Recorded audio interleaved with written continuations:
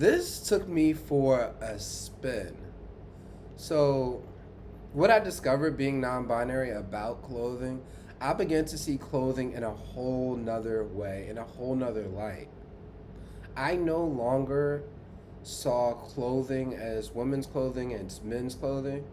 I began to see it as clothes that I like and clothes that I don't like. I began to see jewelry as jewelry I don't like and jewelry I like. And that was a game changer for me. Because, like, you cannot go up to a piece of fabric and say, are you a man? Are you for men's or are you for women's? Or, like, you can't ask a piece of clothing anything. And so I started to realize that just because clothing was made with an intention of somebody else, everything in this universe, everything in this world, I can set the intention for. The intention is I want to wear it. The intention is I like it, so I bought it. That's the intention. Like, it does not matter what someone said the intention was for or who it's for. This is my world. The same way that it's your world. You can do this. You can literally start to look at life this way. And the really crazy part of it all is that it triples your consciousness. Like, you are able to see the social programming that we're currently in, the default. You're able to see things that way, and you're also able to see it in a non-binary perspective way. And that just that right there is magic. That's literally taking the glasses off. That's literally escaping the matrix. That's what that is.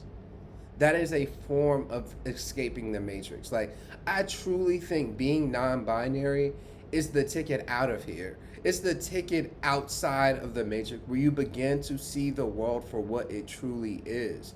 You take off those layers, you take off the mask, you take off the rose tinted glasses, and it's like you can finally see the world for the first time. You begin to see through all types of social programming. Things like saying, oh, if a man orders a martini, gay. Orders a fruity drink, gotta be. Like, you begin to see through all that. You see it as forms of control. You see through it so clearly and so easily. And you start to live life in this way. I've started to live life in this way where it's, do I want to do that or do I not want to? My remain desire is what I get to, like, I just do it. I'm not worried about the social rules of how this will look. Like, these social rules are literally a form of people pleasing. And being non-binary, you escape out of that because you really start to see things how they truly are. Not only that, being non-binary has allowed me to just discover so much within the world. Like, I literally started to see through social programming. I started to see through the layers of when people are like, men cheat more, women do this more, men lie. Like, I started to see through that. Like, that is all an illusion. That is all a division trap. Humans just lie. Humans just cheat. Find the human that you want and y'all make it work. Like, you find someone you're compatible with and you make it work. But, like, basing things off of gender and this division, when you have the non-binary programming, when you install yourself with the non-binary programming, you start to see through all that. You start to see through these gender war conversations that they're really just human based. They're all based off the humans that one particular individual got to know. And the reason that they encountered those individuals is because they were aligned on the same frequency. And the universe gave them a test to either keep that individual in their life or pass them along. Because that's what the universe does. It tests you with your boundaries. It tests to say, do you want this? And so it'll give you an option. And then you choose it. So the universe say, oh, okay, you do want this. That's why you keep meeting these people, because you haven't learned to stand and govern on your boundaries. Like, when you get the non-binary installation, because what we're installed with is heteronormativity, we're installed with hierarchical programming, we're installed with gender-based programming, we're installed with religious-based programming, we're installed purity, virgin culture program. We're installed with all of these things from society. And being non binary has allowed me to see through that. Like, it just comes. It truly just comes. You start to see how you are the creator of your own universe. It literally starts to work that way. I don't know if it's just me or do y'all resonate? Does this make sense to anybody? Because this is so logical to me.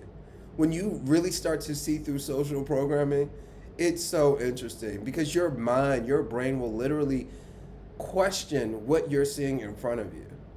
It's like automatic. It's like AI or Chat GPT or something like that, where you start to say, is that really mean that way? Or you start to say, like, you start to look at the roots of things. Your pattern recognition skyrockets. The spiritual gifts in your life skyrocket when you're able to see things as they truly are. Touching into spirituality, I started to realize it's not I statements that we should be using for affirmation. It's we statements. Because you're merging with your higher self when you say we. You're having a conversation. It's so hard to say, I am confident, I am intelligent, I am abundant. It's to sound more like a belief, and it starts to sound like something that you're just against. But when you say we, when you feel like something in tandem is working with you, you are channeling your higher self. When you get those messages, when you get those thoughts of pure clarity and pure peace, and it's just like, all right, this is the solution to that. When you're saying we, you are programming your subconscious mind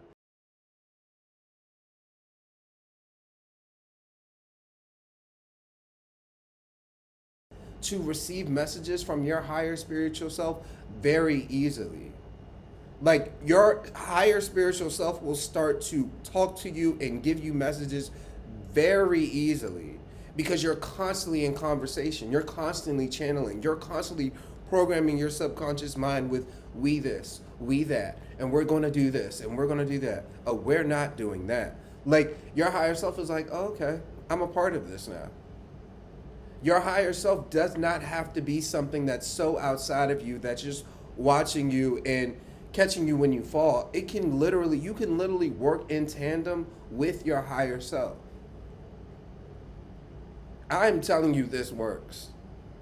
I would not lie to you. I would not lie to you. Like, this is so real and this works. And you probably have already gathered a glimpse of what I'm talking about.